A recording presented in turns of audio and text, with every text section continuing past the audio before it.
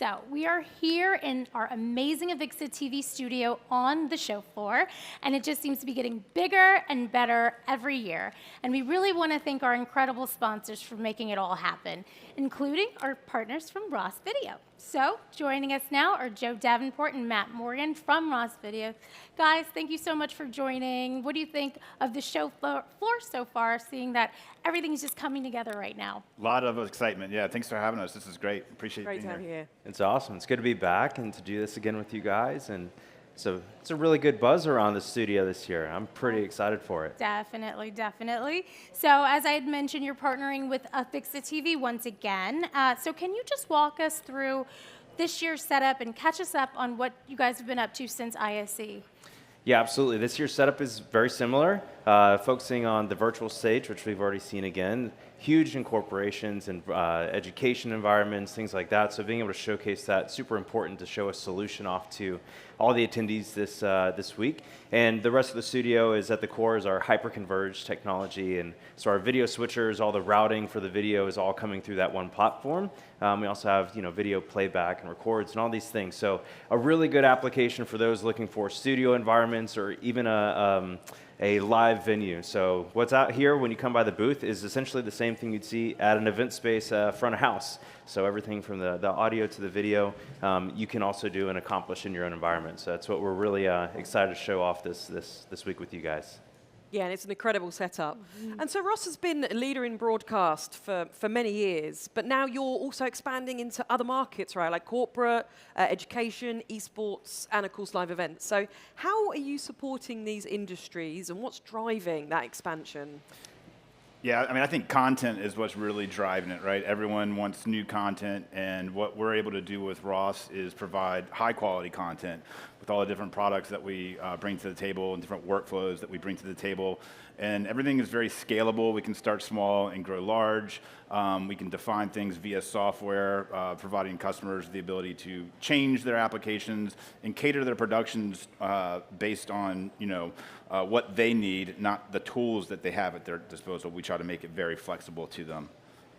And speaking of flexibility, we're hearing a lot about hyperconvergence, and you were talking a little bit about that. Can you just go over what that is and your solutions there, and how they're helping to streamline complex production environments? I know there's so many pieces to it, but yeah, if you could just share a little bit about that, and how are your customers benefiting from hyperconvergence? Yeah, I like to refer to hyperconvergence with this little smartphone that we all have in our hands, right? Prior to having one of these, you had multiple different individual things to perform a task, a landline phone, a calculator, all the different things, a camera, like all different things. And your phone now provides all of that. Well, we do a similar thing with Hyperconverge.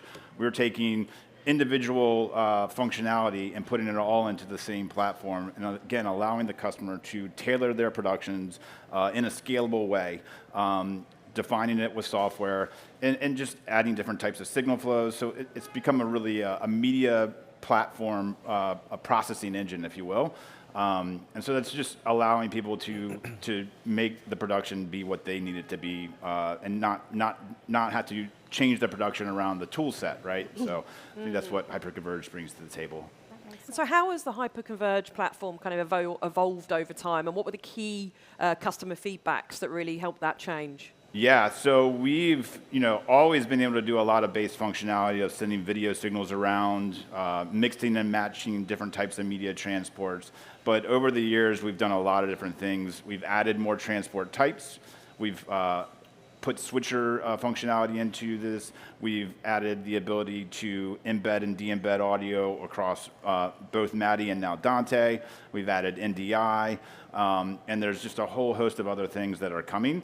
So again, much of that is software defined. And so a customer might be able to start off with a solution that's fairly basic, and then as their needs change, add functionality with simple licensing. So there's not as much cabling involved now. There's not as much power being drawn. There's not as much rack space being used. There's not as much heat being output. So they're just getting so much functionality and reducing their overall footprint at the same time.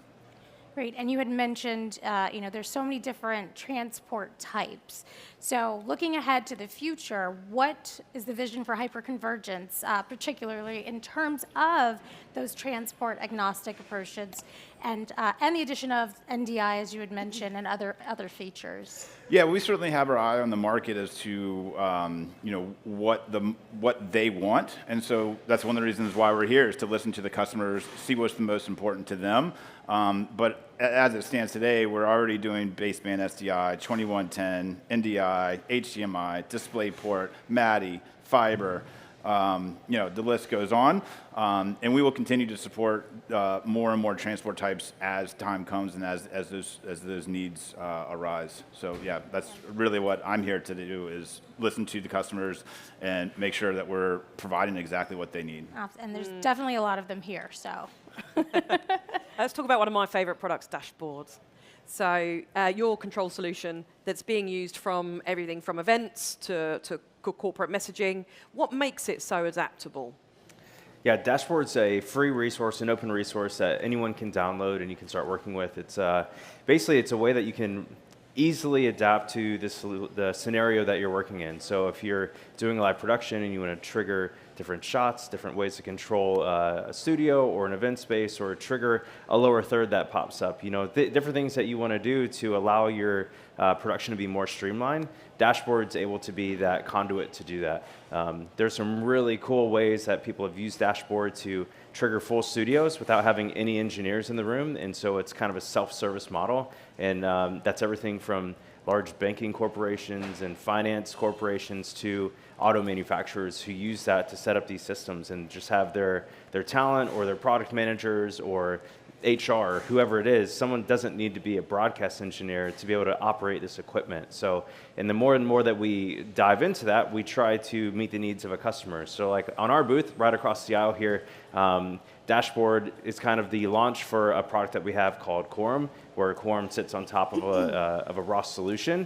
And we've taken Dashboard and expanded it now, so you can have this really simple interface where we can train somebody in under 15 minutes how to use this whole production tool, right? So it's a way that you can go everything from a Quorum kind of a solution all the way down to just a very specific thing to trigger a light or trigger a video or trigger a movement on a robotic camera, whether it's a PTZ or one of our Furios or something like that. It can do so much, and really the purpose is just to be able to execute a production at a high level without the need to have maybe a person sitting in the seat or doing things. So the ability to repeat actions, repeat movements, be confident that that's going to happen. It's the conduit to allow that more flexible kind of application within whether a studio or event space, anything like I mentioned. So it's a really great platform to build off of, especially if you're in the ROS ecosystem. Yeah. But what's great is that it also can work with products outside of that.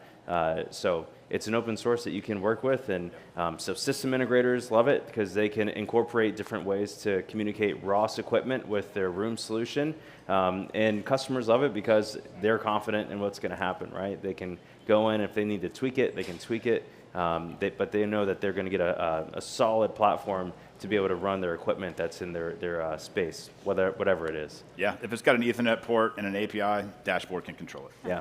Seamless and easy. That's what they need. Yeah. No, we really appreciate that, and I definitely want to tell everybody, go check out that booth, learn more about that solution as well as hyperconvergence, and we really appreciate all the solutions that you've provided for us here at AVIXA TV. So thank you Absolutely. so much. Happy Yeah, to it's do a it. pleasure. Absolutely. Thanks so much, Matt and Joe, for joining us. Thank you so much. And if you're at InfoComm, be sure to stop by the AVIXA TV Studio for Ross's Bytes and Insights workshop on Wednesday and Thursday at noon to get a hands-on experience with their latest technology at booth 7861. Now, let's head over to our virtual set with Ben to kick us off on our first segment of School Me. Take it away, Ben.